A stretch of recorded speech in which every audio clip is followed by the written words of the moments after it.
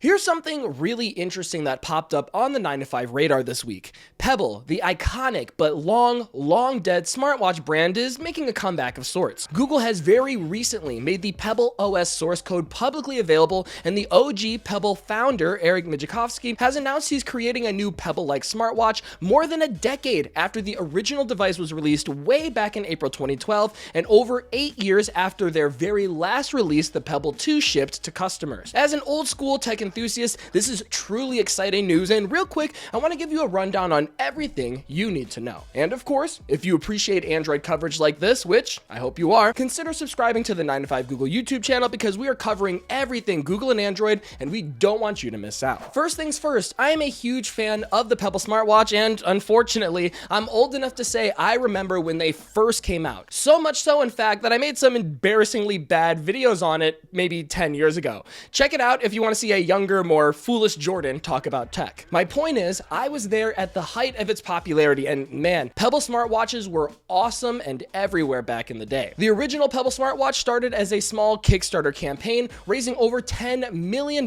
being the most funded Kickstarter campaign at the time. The brand as a whole ended up becoming really popular, especially in that 2012 to 2014 era, well before the Apple Watch was released, and they've had many successors over the years, where their devices have sold over 2 million units in its lifespan. What made them so great was they featured an always-on e-paper screen, had a week-plus long battery life, a simple and beautiful user interface, physical buttons for easy interaction and navigation, plus an insane variety of watch faces, over 16,000 at the point of its popularity. Not to mention, it was super affordable at the time as well, with the base model starting at around $99 US, and was compatible with both iOS and Android, so no matter what kind of device you were using, you could get the full experience.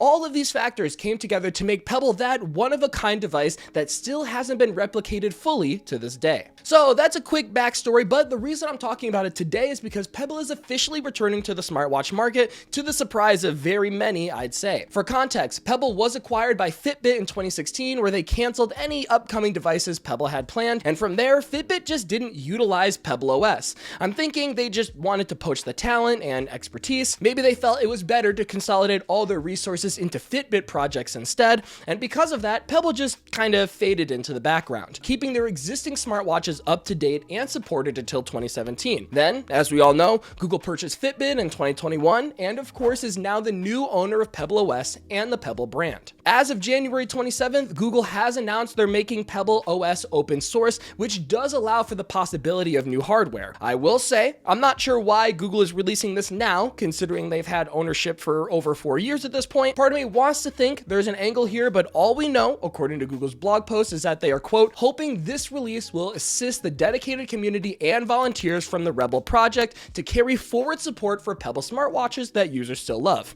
unquote. Regardless, I am really excited to see this happen, and apparently the founder of the original Pebble smartwatch agrees, because he announced he's working on a new Pebble-like smartwatch. One of our writers, Ben Schoen, actually got in touch with Pebble founder Eric Migicovsky to talk about what his vision is for this new smartwatch. To sum it up briefly, this won't be the official revival of the Pebble brand, as Google still owns it. Eric plans to keep the company small, focused, and sustainable, with no plans to raise funds from investors. From what we're told, the new smartwatch will have similar specs and features to the original, that being an e-paper display, long battery life, simple user interface, physical buttons, and a big community aspect. It will run the new open source Pebble OS with backwards compatibility for all previous Pebble apps and watch faces. It will also have some more modern smartwatch features as well, like basic health, step, and sleep tracking. Design-wise, this watch will most likely be similar to the Pebble 2. I'm assuming that means a rectangular shape, a slim profile, and a more modern, streamlined look. Just being honest, from my perspective, it seems like this guy is doing everything right, and I'm really looking forward to see how it plays out. In terms of when we can expect this new smartwatch, officially, Eric has stated that there's no timeline yet, as Google only opened the source code less than a week ago. A lot could change over the next few months, and if you want to keep up to date, I strongly encourage you follow Eric on Twitter for future developments if you're interested, and of course, keep an eye on the 9 to 9to5 Google website. If you can't wait and you want the experience now, the existing Pebble smartwatches you know and love do still work on Android in 2025. In fact, not to plug the website again, but we do have a whole guide on the 9to5 Google site. I'll leave a link in the description if you want to check it out. I'm not gonna lie, I'm very tempted to take a look on the used market and pick something up for myself just to relive the good old days. Anyways, if you had a Pebble in the past, please leave a comment and let me know what you remember about the experience. And also, I'm curious, do you still have yours and does it still work? For those using a more modern smartwatch like the Galaxy Watch or Pixel Watch, would you be willing to trade this in for a Pebble again, giving all the information I shared? Personally, I would 100%. To me, battery life and fitness tracking are the most important aspects, so if Pebble can have that covered, I am more than happy to try it out. I don't need or necessarily want all the bells and whistles that come with a regular smartwatch, just something that can at least last for a week, track my workouts and sleep, and maybe send me notifications. Maybe.